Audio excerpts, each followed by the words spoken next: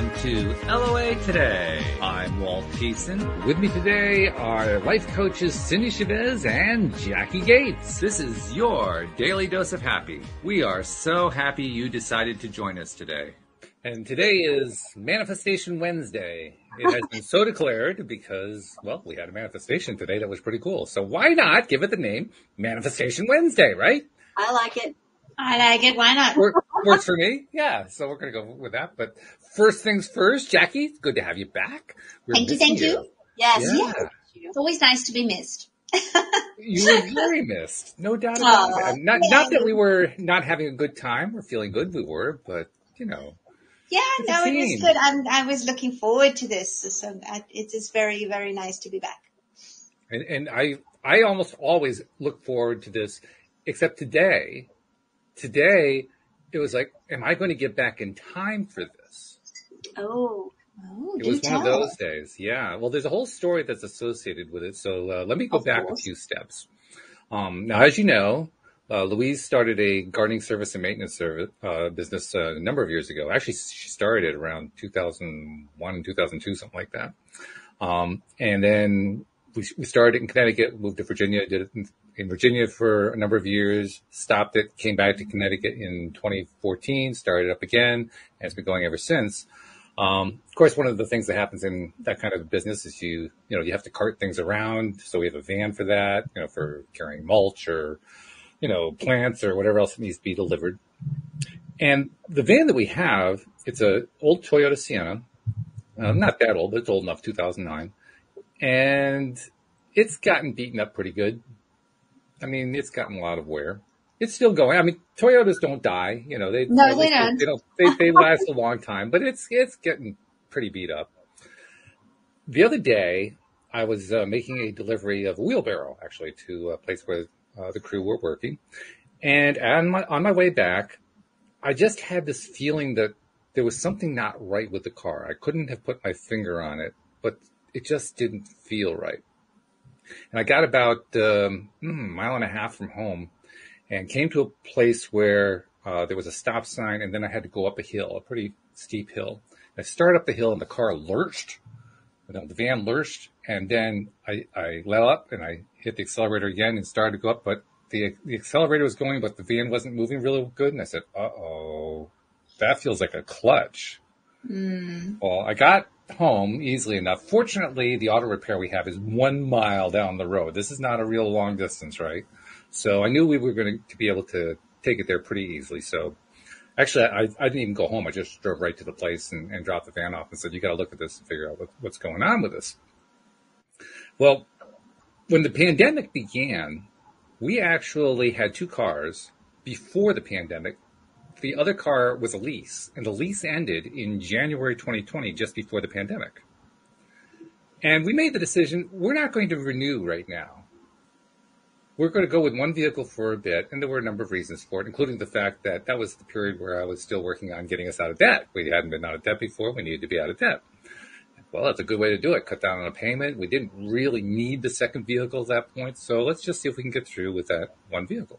And of course, the pandemic comes, and we're patting ourselves on the back. Oh, good, we don't have a payment we have to make because of, we got this car that nobody can drive anywhere. No one's going anywhere. We're real happy about that decision. That worked out beautifully. And did help us to pay down the debt till we got out of debt, so that was good. But now we're down to 1 vehicle, and the 1 vehicle's in the shop. Like, oh, this isn't a good situation. So we start shopping around. Now, I don't know if you guys know what's been going on with the car market, both new cars and used cars. Cindy's aware, okay. Yes, with the chips and all, and then all the selling of the rental cars, yes. Yes, exactly.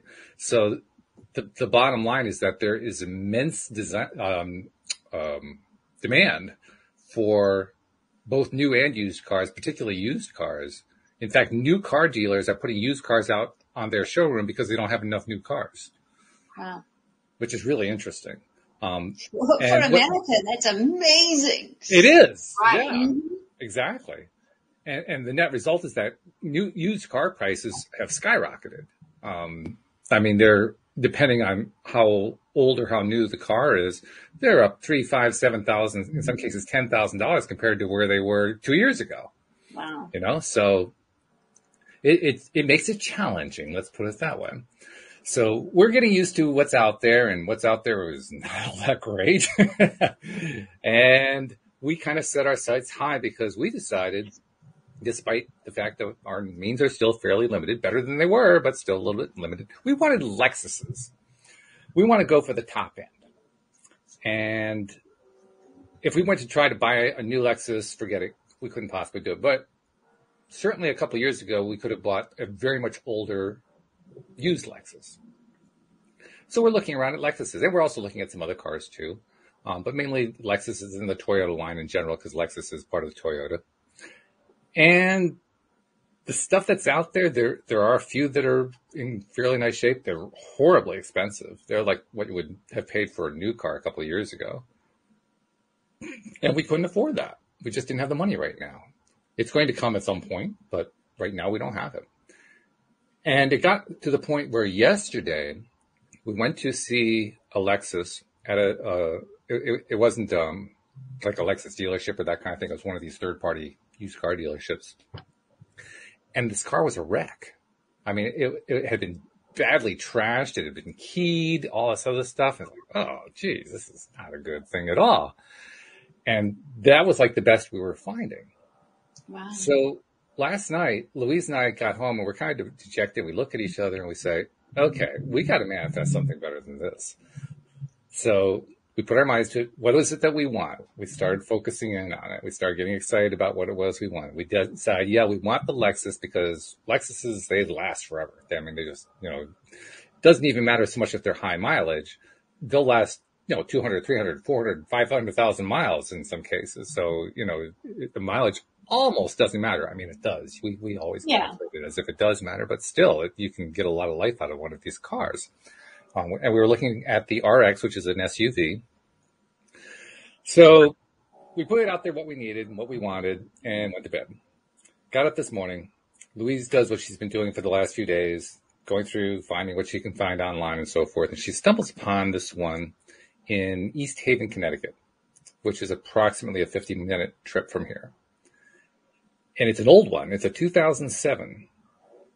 And it's got 65,000 miles on it. What? This is a 14-year-old car with 65,000 miles on it. That sounds like our cars, but yes. And it's immaculate. Oh, wow. When we drove up to the dealership, first of all, we had to put money down to hold it because there were like a line of people wanting to buy this car. So we put $1,000 down with our credit card so we could drive the 15 minutes and get there in time to actually look at the car. Wow. That's how hot the car market is. It's right amazing. Now. We got there and we pulled in next to the car and we said, is that it? Because it looked like a brand new car. Wow. There wasn't a spot on it. There wasn't a scratch. It looked like it had just come off of the factory line. And we said, that can't be it. That's not possible. Well, it was. That was it. And you open up inside. It was like the classic, the car, the old storyline about how it was only driven by a little old lady on Sundays. It was that kind of a car. Right. In fact, and we ended up buying it, when we wrote up the bill of sale, when the dealer wrote up the bill of sale, at the top of the bill of sale, he wrote cream puff to describe just how special and rare this car was. And we got the cream puff for a very good price in a very bad market. And we're just kind of like blown away that how did we get this? Well, amazing. We got it by intention. Yeah. Yes. And you didn't give up when you hit the crappy bits. Nope. We didn't give up. In fact, not only have we not given up, but we still want to replace the van. We want to get a second one. So I think this time I'm going to go for a Lexus hybrid. I mean, if we can do a Lexus, why not a Lexus hybrid? Yeah, why not? Why not? So, yeah. Manifestation stories help. Cool. Yay! Really great. You're manifesting. It's fun how these things play out. It really, really is. But tell you, and you know what this is like, when you're in the middle of it, because yesterday, if you had asked us yesterday, we would have said, oh, well, it was one of those days. That's the way it felt, And then one day later, boom. I love that I love that you experience the market as it is in, the real reality of the market. World, right? And still created your own result. It's like your result doesn't have anything to do with the reality of the market, except having to put money down before you've even seen it. I mean, that is something that we've never had to do before. That is the way things are. But you still got a result that just blew so-called reality away. Now here's the really cool part, because I actually haven't told you the best part of the story. Oh my goodness, it gets better. It gets better. But wait, there is more. This car was sold. What? It was sold yesterday. Wow. To a guy who it turned out couldn't get the financing. Oh my goodness. Oh, wow. When Louise called, he had just returned the car. Oh my goodness. There was practically going to be a line of people waiting for this thing, but we were the first ones to call. And the guy said, your timing couldn't possibly be better. I was literally just going to get on the phone and start calling a list of people who said they were interested in this car. Wow. So the universe opened up and created an opportunity with a car that was perfect for us that didn't exist yesterday. Right. This is That's why I sent you to look at the crapshoot, because it had to keep you distracted. It did a very good job, too, I might add. This is not as big of a deal, but it reminds me of the same thing. I had a client, or I have a client that always has her session with me on the same day, same time, same day, same bat channel. And just because of some things going on in schedules, one of that next day didn't get booked, and someone else swooped in and booked it. Mm-hmm. Like it had been booked for a while. And so we moved our regular session to a different time and day. Wasn't her favorite, but she was fine with it. It was just for that 1 week. Well, I get an email from the other person that had booked that spot that they needed to change it. And so I did. We changed it and rescheduled it. And then I went ahead and sent an email. I thought, well, I'm going to go ahead and send an email to my client and say, just in case the usual spot has opened up, if you want it. If not, we're still good on the other day, but I just thought I'd offer it because it just got opened. I get this email back, yes, I want it. And let me just tell you. And then there was a list of amazing things that had happened for her that day, right? So she was on fire manifesting amazing things. And I said, oh, you did this. Yeah. Right? So I'm imagining that as you and Louise were like getting all excited about what you really wanted, and you said, right, then you went to bed. I'm thinking of Neville, it's like you get that idea really strong in your energy and in your aura, and then you go to sleep. And then the bank's saying, oh no, we can't do this for the other person. It's almost like sad, right? Well, it was sad for a minute, actually, because when Louise talked to the guy, the way he started was by saying, well, that car was sold. And she said, oh, no. Oh. But he couldn't qualify for the financing. What? Yay! Amazing. Yes. It's so much fun. I have a friend that I've probably talked about her before, but she and her husband flip houses. And they've flipped 30 houses in 30 years kind of thing. I mean, they're just always... And, one of the things that she always says, that they always say when they're in that space of time where they've finished a house and sold it and they need to find another one, right? And it needs to be one that needs to have work done and is at a good price where they can make a profit. Right. So it's like, and it needs to be, it's got all these parameters that it has to be the right one. And sometimes, when the market's great, it's easy, but sometimes when the market's like our car market is right now, it's not so easy. And she always says, well, we only need one. I love that. Yeah. But it's easy to say, oh my gosh, there are hardly any cars out there, but you don't need 100 cars. You just need one car. And that's true. You just swooped in and there it was for you. This is such a great story. It's getting me excited. And you say that we swooped in. It was almost like the universe swooped in on us. Yes, that's exactly it. Yeah. The universe made it available for you to swoop in and grab it. Right. Right. And we had to jump right in the car. But, you're the one dictating to the universe. I mean, it's not like the universe just sort of pulled a Lexus that you needed and gave it to you. Your focus and your intention and your refusing to give up on what you wanted is what made it possible. The universe responds. It's so good. I also have to say it one more time. But wait, there's more. There's more? Seriously? There's more to this story. Because remember, this whole thing got started because the van had to go into the shop. Yes. So went into the shop and they start inspecting it and testing it and so forth, and they can't find anything wrong with it. Wow.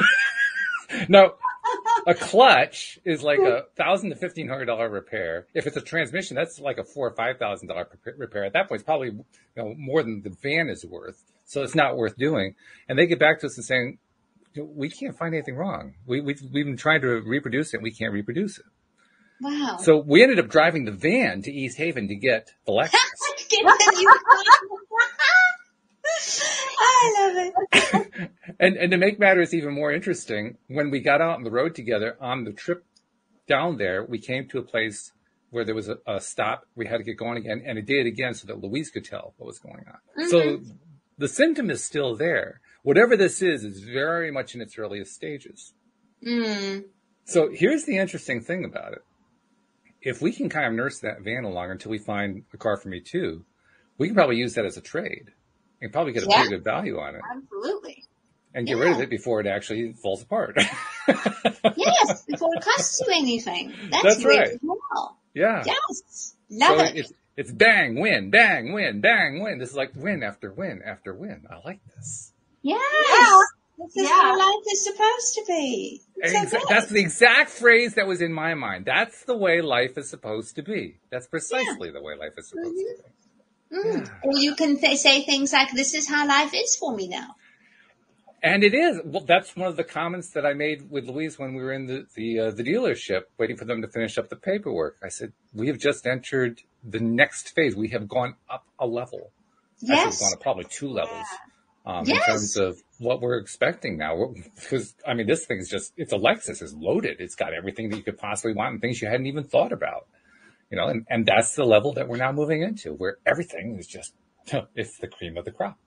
Of course. Yes. I love it. And those expectations will just bring in more. Exactly. So I'm very excited. That's fantastic. So you should be. That's really very, very cool. Love it. Yeah. And I'm glad you've got it here because it's now recorded forevermore. That's right, yes. To revisit it. Jacqui says, yay, leveling up. I love it. Yes, leveling up for sure. Yeah, absolutely. That's what it is. It's fun, too, because we talk about this kind of thing all the time here on the show, of course. How manifestations that happen, how to improve situations when they aren't playing out the way you want them to, acting as if. Yes. Approach, yes. What to do with the relationships, what Cindy does with her clientele. We talk about it all the time, but it's one of those things that becomes much more real when you go through it. Mm-hmm. And that reality is a reinforcement mechanism. Yes, it is. It is. And it also, it reinforces all the things that you had as academics, and now it's embodied. It's different. Right. Yeah, it is different. It's a difference between knowing and learning. So it's so very cool. And of course that next time you're manifesting something and you hit the wobbly bit where it's like, really, this is what I'm getting when I asked for this and I've got a junk piece of whatever it is, then you'll go, oh, that means that what I'm getting is like probably tomorrow. So,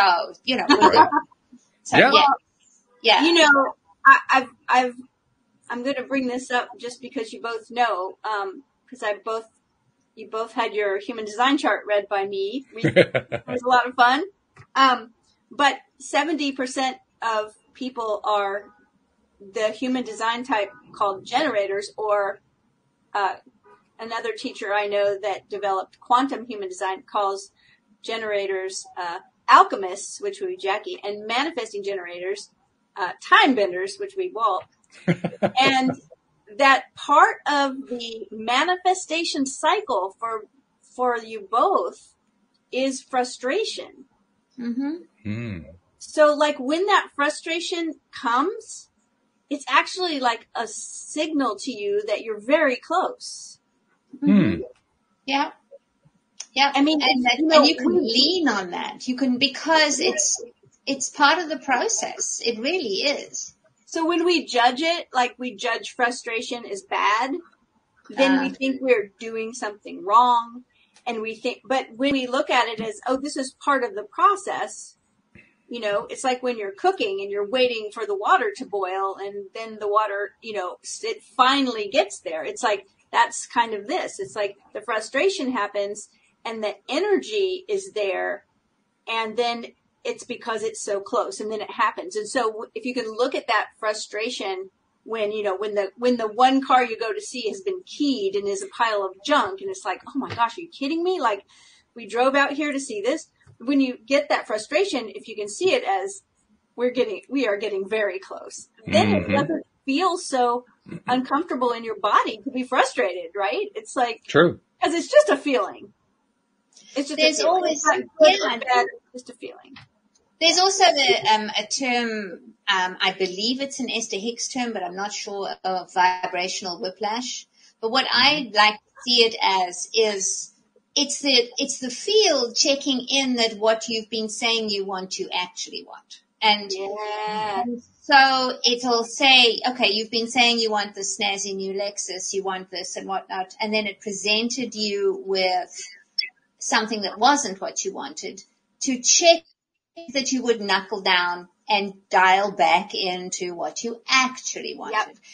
And I see this so many times, you know, with identity, when you're becoming a version of you that you would like to experience life as, which in your case is somebody who has this car, there will always, just before you get there, be a moment where who you have been is really, really tempting. It's, and not really tempting, but just in your face. Like, it's like, this is, it's not that you would have, it's not that you would have bought a keyed piece of junk and stuff, but the fact that it showed up in your awareness is like, you could get this for cheap if you want to settle. You know, if you're willing to settle and buy into the reality of how things are, in inverted commas, how things are, then here's an option for you. And you didn't. You two went home and said, no, we're getting excited about this. We're getting excited about this identity of us in a fabulous new Lexus. And there we go. Delivered, right? It's the same thing with people who are trying to shift their eating habits, whether it's for health or weight loss or whatever, you know, or just to eat well. I'm eating for longevity at the moment, which is an entirely different ballgame. But it is an interesting thing that every time I decide that, it's not that I have to keep deciding, but I come up against something in my cupboard, in my pantry, that is residue from how I used to eat. And I've got the choice now of going back to that and finishing that thing, or I can take it downstairs and put it on the giving table. Our building has a giving table where if you've got anything left over for meals or whatever, it's so nice because that's really great. It's so cool. And sometimes we'll have unopened food, but sometimes they'll send a little note and say, there's leftover bread or something, you know, half a loaf of fresh baked bread. I'm not going to finish it. It's on the giving table, and everybody sort of races downstairs. But you can always do that. You can go back and just go, okay, I'll just have this one more cookie. It's just one cookie. It'll be fine. But it's actually not so much a test, but a question to say, is this what you really want? You've been imprinting it on the field. You've been asking the universe. You've been setting it up. You've been intending. And this is like the last piece to say, are you sure? Because you can have what you've always had if you want. That's what we're used to giving you. And then it comes back and You go, no, I'm knuckling down. This is what I really, really want. Like Spice Girls, right? What you really, really want. And then the universe goes, okay. And everything else drops away. And now you have the reality you wanted. I always call it, but I know for myself as a generator, that frustration with when what was keeps showing up and I can't shift fast enough. In theatre terms, it's that adage that if you have a crappy dress rehearsal, you'll have a really good opening night. Well, you can have a whole week of crappy dress rehearsals, and you just got to keep leaning on the fact that it'll give you a good opening night. And so the temptation to bail at that point, because you guys could very easily have bought in to the reality of the market and said, you know what, let's just get the van fixed. We'll do this later when the market's better. You could have done that, but you didn't. You bought back into the identity that you wanted, which is the owner of a new car, and it ended up delivering far faster than you thought. But nonetheless, because of your reaffirmation of the experience you wanted, not the experience that was being offered to you. It's funny, too, because as you say that, the other thing that I was trying to manifest was that the van was going to be okay. Against all odds. Wow. Yep. I actually have somebody knocking at the door, so I'm going to ask you guys to chat for a minute, and I'll be right back with you. All right. Jacqui, I think you used the term whiplash. Vibrational whiplash, yes. Vibrational whiplash. I have never heard that before, but something I noticed in the first, especially when I started coaching other people, is that anytime someone makes a very strong declaration, it's usually not a wishy-washy, I think I'm going to do this, or hey, let's go think about, hey, let's go have fun and look at cars today. It's not that. It's like, we are going to do this. It's a strong declaration. Something often happens that I call a field test. Mm-hmm. That's the same kind of thing. It's not a pass or fail. No, that's the thing I always make sure my clients understand is this is not a pass or fail test. We judge so hard. We judge ourselves so hard about whether we're doing it right or doing it wrong, right? It's not a pass or fail test. It's a litmus test. It's just a test to check in and see, is this what you really want? Yes. So many times I hear, someone will decide they're going to change careers because nothing's happening in the career they have. And then as soon as they make that decision, not consideration, but a decision, all of a sudden some, job opens up in that same field they're already in, the one they were going to leave. Right? Yes. And it's not terrible if you decide, oh, thank goodness this opened up. I think I really do want to go for this. It's fine. But it is a litmus test to tell you where you're at. Mm-hmm. How hot or cold are you about this thing that you're declaring, right? And it's like, it happens a lot. Yeah, it does. I tell my clients all the time that momentum creates resistance. You don't have resistance if you're not moving. You don't have resistance if you're not doing anything. Yeah. Right? So momentum means that you're moving, and it's part of the process. The resistance is, I wrote a blog post a while ago called Resistance is Fertile, not futile, fertile. Because, it's, in LOA circles, we tend to, make resistance be a problem, but it's only a problem if you decide it is. If you say if your resistance has information for you, or in the way I look at it, it's proof of momentum. Then it's like, oh yeah, obviously this is going exactly as it's meant to. Yeah. That's really good. That's good. Yeah. By the way, I got to tell you this. This is funny because here we are, as usual, we're talking about law of attraction. We're talking about conscious creation, which is basically a spiritual / physical conversation. And in the midst of it, I get a knock on the door, which I just went to answer. And it was two representatives of the Church of Latter-day Saints, Mormons, there to talk to me about religion and spirituality. I said, well, it's funny that you're here. I'm actually doing a podcast right now on law of attraction and spirituality. I have such a good story about Mormons. Oh, my Lord. When I was in South Africa, so firstly, my American accent, I have never done, my American accent is possible if I'm not in America, right? I've never been, it's the one big sort of gaping hole in my theater expertise is that it doesn't matter where on the planet I start in an accent, I will end up in Wales. And it's just, because my grandparents were Welsh and my mother is Welsh. And so I start sounding like this, and my accent is perfect if I'm going to be from Wales.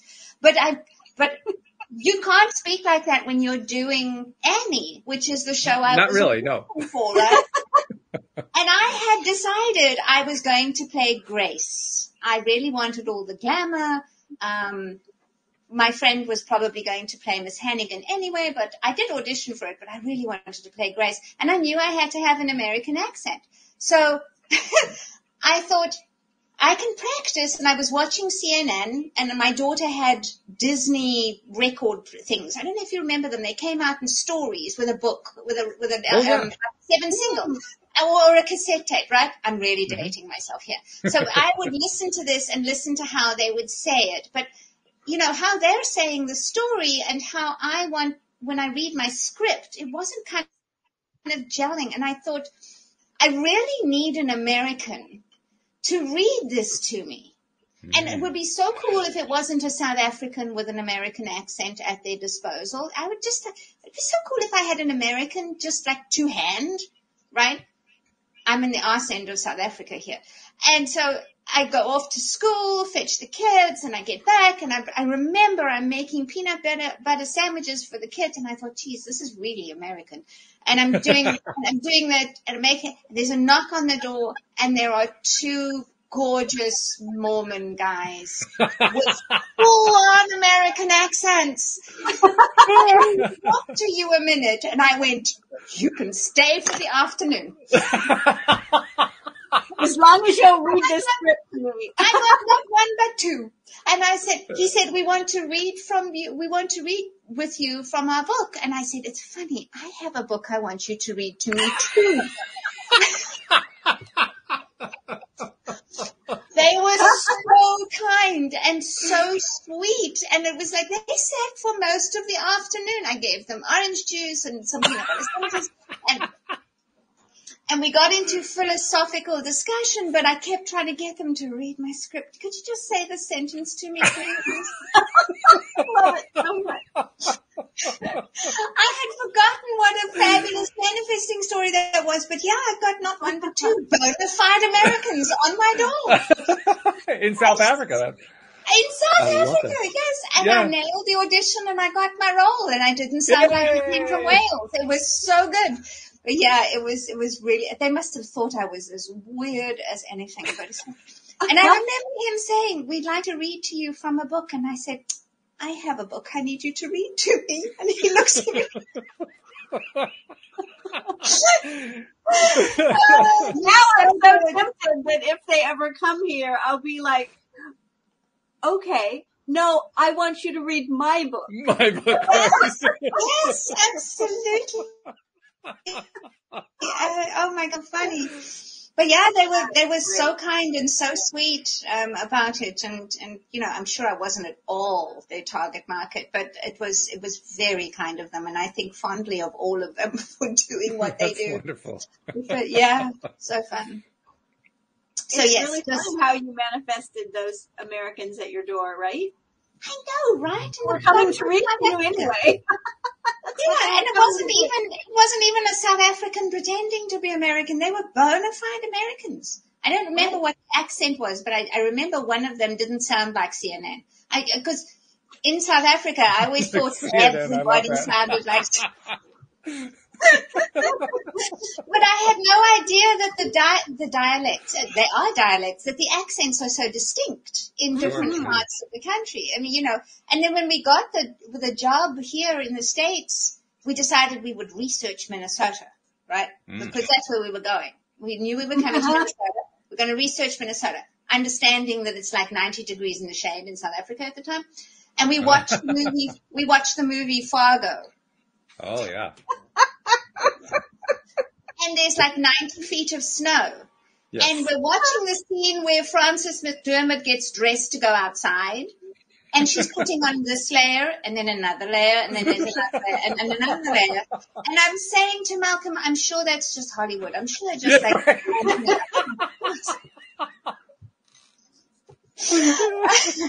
Well, you heard that accent, right? Yeah, and then we got here, and, well, you know, we get here, and we fly into Miami, and it's May. So we go, we got 6 hours in Miami. We should go out and see. So we drop our luggage off at this luggage place that you can. And there's a gorgeous dreadlocked guy. And he says, where are you going to end up? And I said, Minnesota. And he said, on purpose? So there was that.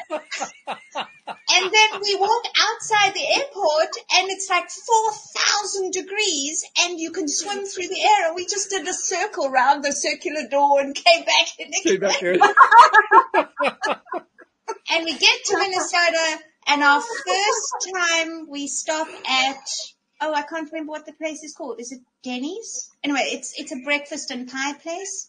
Denny's, and our waitress sounded like she'd come from the movie Fargo. You betcha, everywhere. And I was like in absolute heaven. Oh my God. But I still don't have an American accent. I did try once when I wanted to audition for a show, and I tried it with my friend at Barnes & Noble, and she said, stop, you sound like you had a stroke. So I never did it again. So I only ever do, in case anybody wants me to audition, I only ever do English farces.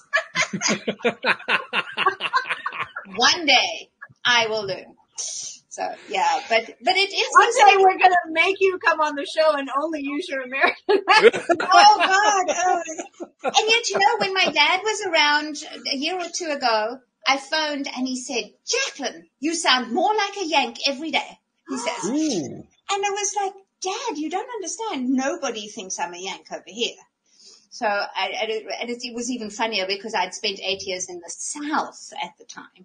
But as far as he was concerned, everybody in America is a Yank, right? You obviously was types. Yes, right. But it's that thing, you know, you don't know a country till you live in it. But the manifesting stories. I think when you can either have that really light touch, like I did with could you just drop a couple of Americans on my doorstep type thing? I love that part. Yeah, not attached. Or when things get wobbly and frustrated, you reattach, like you reconnect and you reaffirm and you dial back in to what you actually want. It's the middle ground where you're neither one nor the other. That's when things don't happen. But because you're not attached and you're not averse. So, you know. Right. Yeah. You have to hold it lightly and recognize, okay, no, this isn't the thing. We're not going to buy the junky keyed Lexus. Okay, next. Yeah. Instead of, we're also not going to all this out here. We don't want that. We don't want that. You know, that's attachment, aversion. They're both resistance.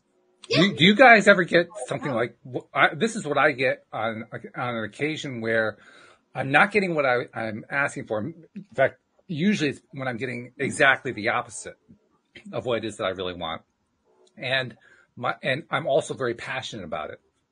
Excuse me. So, and that doesn't happen very often. We're talking like once every, 3 or 4 years. It's a pretty rare event when it happens. Last time I think it happened was when Louise got sick. And the reaction is basically to get so furious that I become like determined to the 10,000th degree that no, it's not going to be that way. That's the manifesting generator, because is that what that is? You've got two reactions when you're not, in your strategy. One of them is frustration, like Jacqui, because you're both generators. That's a generator thing. But you're a subset. You're a manifesting generator, so you get the anger that comes with the manifestors. So you lucky me. Lucky you. But hey, what that means, is that you've got that motor to the throat. Here's a saying. If human design was a game, the way you would win it was you would find yourself a motor to the throat. You have that. And that means because everything that manifests has to be spoken, but it has to have that engine to drive it. So Jacqui and I discovered this morning, or I discovered, and I immediately said, Jacqui, guess what? Because we work together a lot. Uh-huh. And our charts combined with the two of us, when you put us together, we have a motor to the throat, but we don't have it by ourselves. Either one of us. I got to throw a question up from Jeffrey. First of all, Jeffrey has been like one thing after another. Yay, fertilizer. Yay, spiritual secrets. Yay, whales in South Africa. Yay, Grace. Yay, I love this story. Yay. I mean, just like one thing after another. But he threw up a question. We love you, Jeff. Got to throw this up here. He says, Cindy, does this apply to human romantic relationships? Yeah, it does. You complete me is not a myth. Right. There, because of the way there are gates and channels in the human design chart, when you are a couple, whether it's romantic or not, right? Whether it's work or like Jacqui and I, co-workers or colleagues, or the three of us on the podcast together, anytime our energies are connecting, some of those channels start to, the puzzle pieces all fit together. And I think it's so amazing that in this system that humanity was designed this way, like to work together, like we've got to work together. We've all been saying it, right? Especially since we've gone through this, or are still going through this global pandemic and all the political, division. We've been saying, no, we have to fix this together. Mm-hmm. Like, we can't all fix it all separately, right? It's like we have to connect. We have to let go of the ego long enough to start connecting together. And this is like a picture of that in the, it's so clear when you see it on the chart like that. It's like, oh my goodness, wow. So yeah, Jeffrey, yes, it absolutely applies. Like that's one of the things I've been doing just in the past week is doing composite charts of couples. And like I said, I did one for Jacqui and I because we work together. So it was like, I wonder, because we were talking about you, Walt. We were talking about you behind your back yesterday. We were talking about Walt. I knew somebody was. We were like, Walt's got that motor to the throat. And he could just like speak it. It's like, we need that. And then I looked at our chart. I couldn't sleep. And I looked at it like last night. I was like, oh my goodness. Send Jacqui a text, right? It's like, guess what we have? So but I do want to say that as with any design, this doesn't mean that because your human design chart doesn't link up that your relationship is doomed. Please don't do it. No, I see that with feng shui a lot because I talk about nesting. It's like my bathroom's in the wealth section. I will never be rich. And it's like, no, it is a plan. It's a strategy. And at the end of the day, you create your reality. You are a deliberate creator. You get to work with this. The information is useful and it doesn't dictate. It only influences. It does not dictate. At the end of the day, you are in charge. Just like astrology, just like any system, it's like you have to make the intention that you're going to find out some information. And then how can you use it? How can you leverage it? How can you leverage it, right? That's the main thing. And there's always a way to leverage it. Mm-hmm. And so agreed. Absolutely agreed. Yeah. Yeah. That's very cool. I like that. Especially considering that when Louise and I met and married at our wedding, there was a guest who shall remain nameless, who was overheard by me saying that they didn't think that this marriage was going to work. Someone said this at your wedding? At our wedding. I had that too. Yeah, somebody rolled their eyes and said, "Oh, it's going to be 6 months." Yeah, it's not going to last long at all. Yeah, it was just going to fall apart. Yeah. And even there was somebody within family circles, again, who I won't name, who told us that, or told me anyway, that it wasn't going to work because our astrological sun signs were going to be at odds with each other. And that we'd just be constantly butting heads and fighting and all this other kind of stuff. And I smiled. I said, and I just ignored it. Yeah, I just refused to pay any. What's so annoying about that is that you could have, after that little piece of information, not paid any attention to astrology at all. because you would have decided it was a crock and that this person didn't know what they were talking about and not paid any attention, right? And so there's a whole actually, that was wisdom. me. That was me. I mean, I rejected astrology for years. Yeah, well, that's what I'm saying. And there's a whole body of wisdom that because somebody presented it in an unhelpful way, you didn't get to access, right? It's like, I know that feng shui is potent. And I know that there are people who preach doom and gloom. It's like they'll say to me, I'm a quadruple Libra. And they say, oh, I bet you never make up your mind. It's like, honey, Jeez. I may take a while because all options are available, but do not underestimate me. And but what about the flip side? If he would have said, oh, really? And then focused on that one little piece of information. Oh, these two sometimes butt heads. And then immediately you have an argument or something and you say, oh my gosh, they were right. And then because you're focusing on it, you just blow that up. I mean, it's like, it's so much more information. Yeah. I always talk about do you remember when microwaves became a thing, right? Oh, yeah. I remember buying a microwave and going to lessons at the place that I bought it because it was such a different way of cooking to using a stove, right? I remember this too. Yeah, and you had to read the manual, and it was like, really, it only 30 seconds to do this, and round dishes were better than square dishes. Do not try and boil an egg. All these kind of things. So they had all these things, but I remember the horror stories about having a microwave in the house. There were a lot of people who were very concerned that you had such a space age piece of technology in the house, and. I remember all sorts of things, but some guy, the urban legend was that some guy in our corner convenience store took the door off because he didn't want to keep opening and closing the door, and then cooked his hand because he kept turning it on in the microwave. It's like, but this was like, people believed this. And so when I said I was getting a microwave and I've got a newborn, and they're going, oh, you're going to fry your newborn. It's like, yeah, really, that's my plan. Mm-hmm. So, it is, but this new technology is always incurs suspicion. Always. So when we have something that is not mainstream, it will incur suspicion. And I think that we do ourselves a disservice by firstly listening to the first person that tells us something, and then also, just being so trite about it.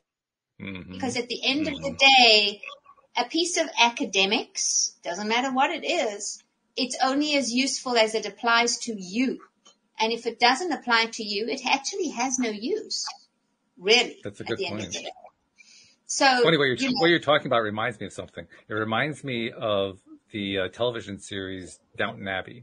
Yes. And the role played by Maggie Smith, the Dowager Countess. My best. Love her. Of course, so many good stories start with the Dowager Countess, right? Yes. But I honestly think that Gillian wrote the whole show for Maggie just because, he knew he could give her the best lines. But that's another story. Anyway, in this one particular scene, the Dowager Countess has been exposed to electric lighting for the first time. And she walks into the room and she's holding her fan up in front of her eyes to block the light that's coming in because it's so bright.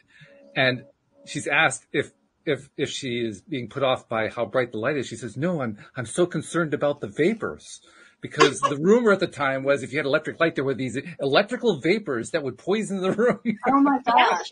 Yeah. And there's so much, right? And it is just, and there's also pieces. So when we were in South Africa, we would watch the movies with American teenagers spending 3/4 of a day on the phone. Mm. My daughter thought that was a brilliant idea. However, in South Africa, you pay for phone calls by the minute. Oh, yeah. Mm-hmm. It's not free. And I didn't realize that American phone calls, local phone calls, were free. I didn't know that at the time. Of course, this is before cell phones. I didn't know it was free. I just thought that all parents had gobs of money, and this was part of what they did. So my daughter took this thing and said to be a teenager means to spend all the time on the phone. And the context is wrong, firstly. And there's a big piece of information missing. So it's so interesting that when when we run our human design, our astrological charts, our identities, our deliberate creations and stuff, we have to remember that it's us. It has to serve us, and it's utterly unique, utterly individual, and totally under our domain to change. No doubt. Yeah. Speaking of relationships, Jeffrey threw up another question, and I don't see any way we can possibly do this in 9 minutes, but we'll try anyway. Try. Okay. Does a relationship have to work or just last? Well, it depends what you want from it. That's easy for me. I mean, it has to work. If it works, it'll last. But it doesn't have to work to last, is what I know. Because I know of a lot of marriages where they just hung in there, right? And then, but that is up to you as to what you desire from your relationship. If both people can agree on what they want, then you can make it happen. Right. Regardless of your human design or astrology or, that's the first piece, is that you get to design your relationship. Mm-hmm. And when a relationship is not working because, there's some irreconcilable difference, then, you're free to let go of it. That's the way I look at it. And the relationships that I have in my life work. Mm-hmm. Because if it's not working, then it's not really doing anyone any good, right? Although I will say that many times, the relationships that feel like they're not working, they can be for us a way that we can grow ourselves, right? Mm-hmm. Yep. Because we don't need, we really don't need systems or books or teachers. Life will give us everything we need to keep growing. True. Right? It's easier with books and teachers and coaches and information sometimes. Yeah, those are the shortcuts. But yeah. I think I want my relationships to work. So I invest a lot of energy and learning time to get them to work, to contribute in a way where they will work, for everybody involved. If it's only working for one of you, it's not working. Yeah, for me, if the relationship doesn't work, then it's not going to last. But for me, it may last. For other people, I disagree with that. I think stay in relationships forever for all kinds of reasons when they're not really working. Yeah, as well because for example, my natural parents, got married very young. I was born 9 months and 10 days after the wedding, and my grandmother was counting. And there was, the understanding is that the marriage had to last, right? It was a Catholic marriage. You till death do us part. However, my father abandoned us when I was 4. And my grandmother said my mother couldn't divorce him because the marriage had to last, whether it worked or not. The relationship, the marriage had to last. And she chose to have a relationship that worked and broke up the one that, that wasn't working I think you can have a marriage, a relationship that doesn't work, but it does last. It's not good for you, but I think that's possible. But you get to choose whether it lasts or not, and choose to make it work or not. You can also decide not to make it work. And I agree with that. That's really what I was trying to convey when I said for me. Yes. Because in my universe that I create, my own world, I don't put up with a relationship that doesn't work. I'm not interested in it anymore. It's like, goodbye. The door's over that way. Go. Mm-hmm. Yeah. But that wasn't always the case for me. I like relationships that last as long as they work. It's going to last as long as it works. Right. Exactly. And that's the most important part. We're not here for how long it's going to last. We're here for how long it works. I agree completely. I'm married to my first and only boyfriend. We got engaged on my 18th birthday.